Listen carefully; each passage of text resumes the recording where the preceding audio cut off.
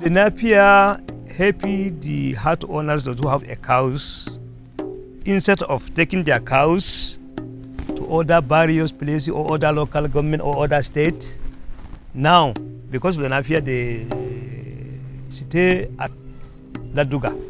They know by during the dry season because they have food for their cows. When the cooperative sell this Napier grass, we get money.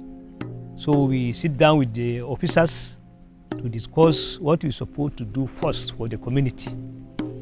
Then we're thinking about the education because it's important to education. So let us talk to small children to teach them to open nursery and ECD. Early child development. Early child development. Yes.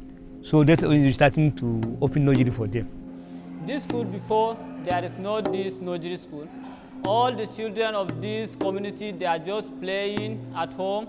If they reach some years, like 7 to 8 years, and then they come to primary school. For that reason, the community see that they are losing many things. That's why they establish this nursery school. And a lot of getting money from Napier grass. We established this nursery school, and then we start with 5 children. We're supposed to find condition first. If there's no condition, how can you build? So that's the reason we open nursery for them. A major challenge faced by pastoralists is that of finding suitable pasture, which causes them to move around with their cattle. The unavailability of good quality grazing land has been further exacerbated by desertification, drought, and climate change. The search for pasture has also been at the root of recent conflicts between pastoralists and farmers over limited land. The constant movement of pastoralists takes its toll on the cows, particularly milk cows, resulting in low yields of about 0.3 to 1 litre of milk per cow per day. Poor quality fodder equals poor nutrition, equals low milk yield, equals low household income.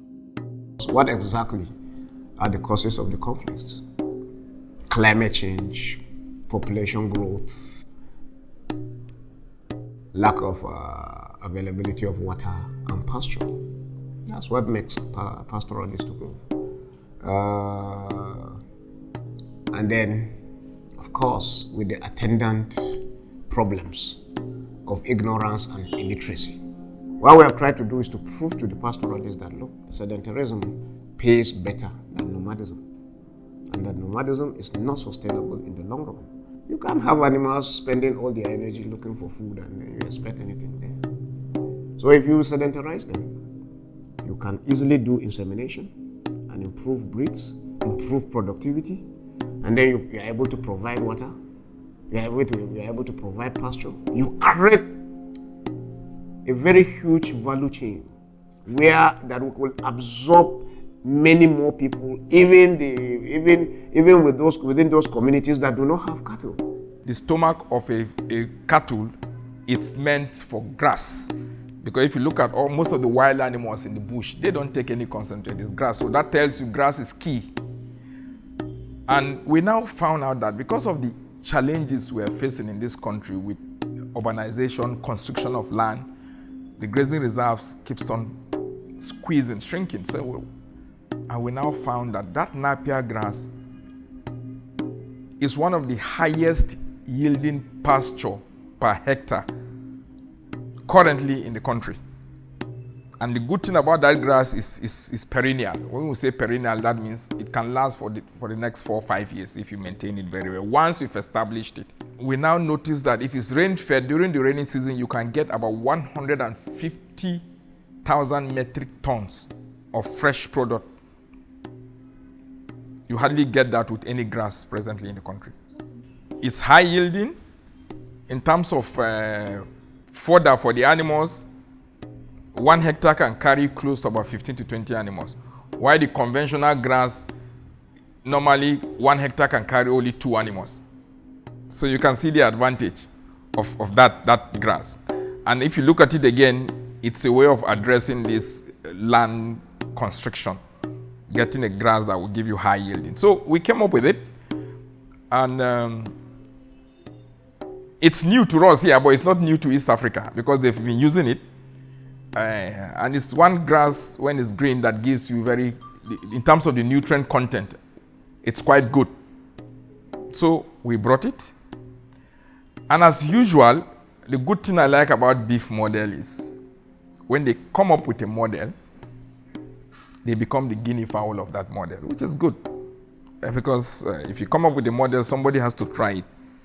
And the BIF model is, okay, we came up with this model, we'll be the guinea fowl to prove to you.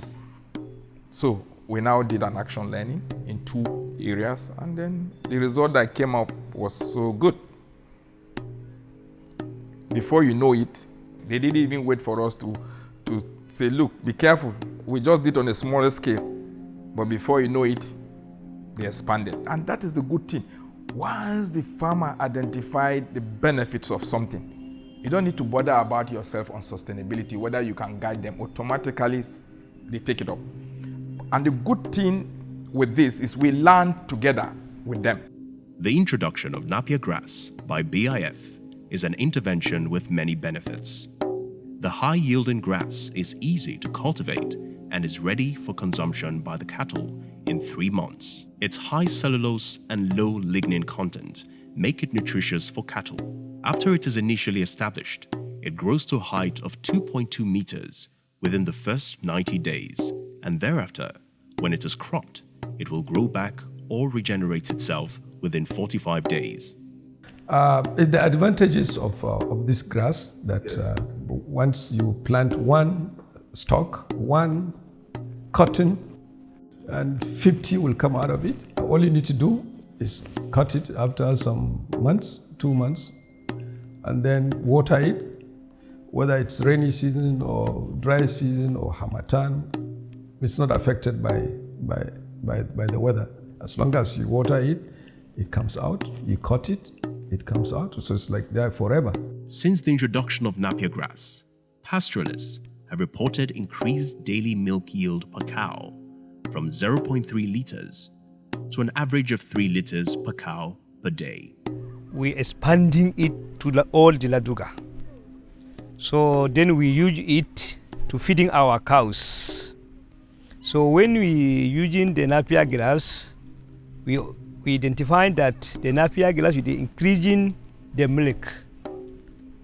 Before, we are milking cow about 2 litres. But when we give them the Napier grass, the milk increases in 1 litre, that is 3 litres. Single cutting of Napier grass, you put underground, you water it, give it 2 to 3 months, 50 will come out, and it will be like 10 meters tall. And you cut it, water it, it comes out again. What is more beautiful than this? Where are the cattle going to get that? And apart from that also, that it's also nourishing. It increases the milk production of the animal. So it's not like any grass. It's a nourishing feed for the animals. As news of the benefits of Napier grass spread, the demand for Napier grass seedlings grow, making the sale of Napier an additional source of revenue for the cooperative. Show me your hand. Show me your head. The Ladoga Pastoralist Cooperative has invested proceeds from the sale of Napier into setting up a nursery school for children of residents of the Grazing Reserve and providing loans to its members. Due to success of the Napier intervention, the Kaduna State government has invested about 100 million naira in cultivating about 110 hectares of homestead Napier for pastoralist households. The government has stated that scaling up the adoption of Napier as fodder by pastoralists has the potential to significantly mitigate further conflicts between pastoralists and farmers over scarce grazing land. What we are looking at doing ultimately as a state government is to upgrade all the grazing reserves into livestock development clusters. And our work with DFID, with BIF especially, is what has shown the path. In fact, is the roadmap, is the guide to achieving that. So obviously, I don't have the slightest doubt in my mind that within the shortest possible time, we can achieve this. What is the next step in the Napier story? The Business Innovation Facility is currently working with pastoralists to explore ways of making Napier available all year round, particularly in the dry season. Storing Napier as silage in rainy season for use in the dry season would guarantee increased milk yields for pastoralist farmers and consequently a consistent income for pastoralists all year round.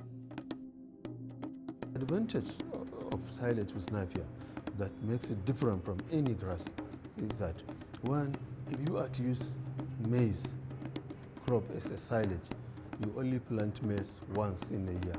So you will look at the cost of planting, fertilizer, land clearing, harvesting, and whatever.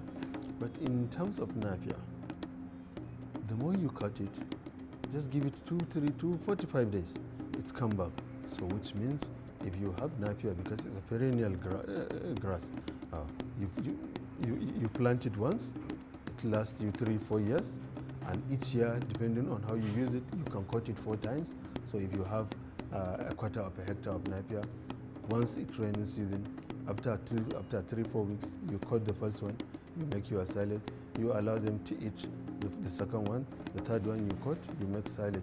The advantage is, one, after 2-3 months during the dry season, when you open up your feed, you still have all year round green and nutritious feed to feed your animal at virtually zero cost. There is no this road. We suffer, now we are okay now. So that's the reason I invite and tell all the Fulani people, let them settle one place. Moving to place to other place is another problem. Because you destroy with other farmers and do grassing and the rest, no. I call them to sit at one place to buy these NGOs to come in to help them how to produce this our milk into yogurt. Because before our women, they carry this no to market. If you do not sell, they come back and destroy away. So they lose. So but this one now we have fridge, we have everything to store it, we produce it, we keep it a long time. It never spoil. So I will call all Fulani people in Nigeria or in Africa. So I will type of business. It is very good. That's the reason we forming this cooperative. We call it Ballo Durungol. Because this meaning Ballo Durungol to help the pastoralists. That's the meaning of Ballo Durungol. Our objective to help the pastoralists. So I call them all in Nigeria, let them thinking. Because everything is changed. Let us be a model really now.